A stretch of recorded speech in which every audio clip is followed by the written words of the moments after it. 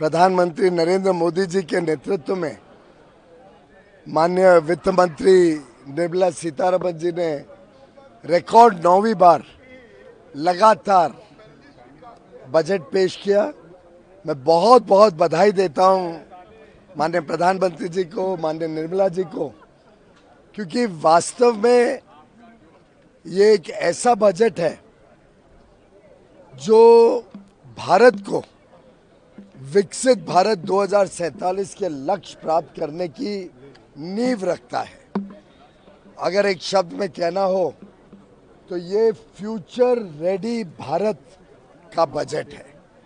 ये बजट हम सबको प्रेरित करता है कैसे बहुमुखी रिफॉर्म्स के साथ, और आपने तो देखा ही है कि स्वतंत्रता दिवस के बाद किस तेजी से रिफॉर्म एक्सप्रेस भारत में आगे बढ़ते जा रही है। चाहे वो जीएसटी को सिंप्लीफाई करना हो, चाहे लेबर कोड्स को नोटिफाई करना हो, डीक्रिमिनलाइज करना हो कानूनों को।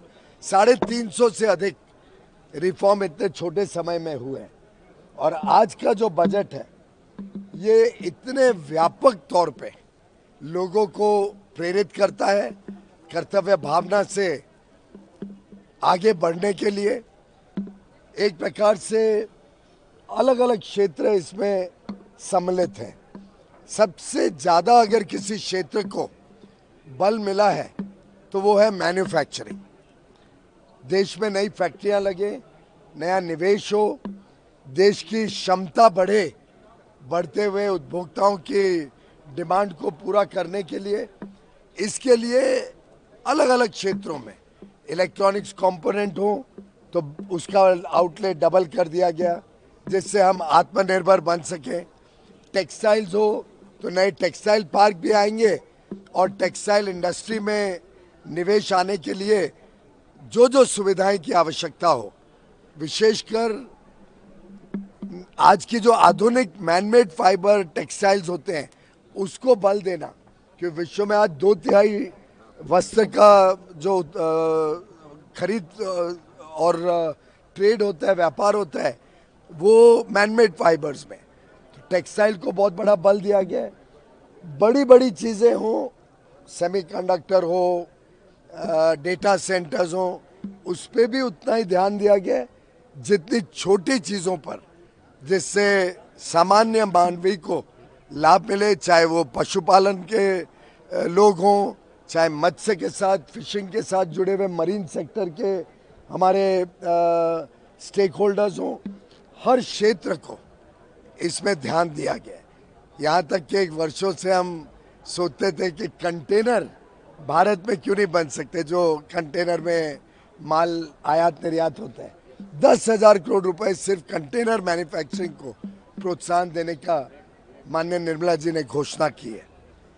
एक प्रकार से माँ भारत को आगे बढ़ाने के लिए विश्व में सबसे तेज गति से बढ़ती हुई अर्थव्यवस्था को आगे दशकों तक आगे बढ़ाने के लिए कई सारे ऐसे इस बजट में योजनाओं की घोषणा की गई है।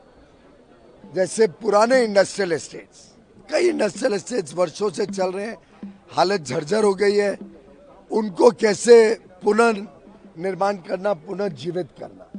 एमएसएमईज के ऊपर विशेष इस बजट में 10,000 करोड़ का प्रावधान भी किया गया। क्रेडिट गारंटी स्कीम भी लाई गई।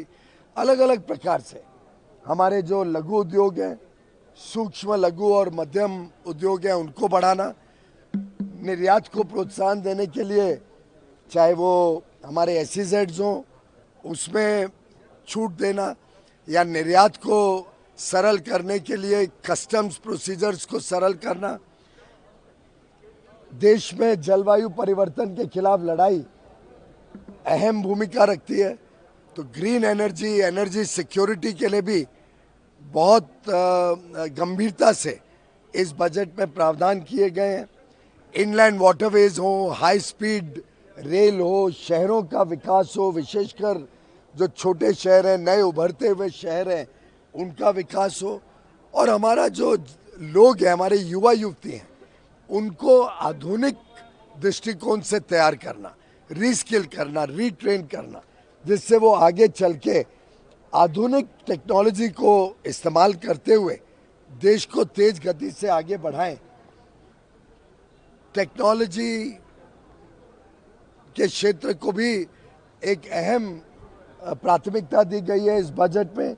स्पोर्ट्स हो, एजुकेशन हो, मैं समझता हूं इतना व्यापक प्रभाव शायद ही कभी हमने बजट में देखा है।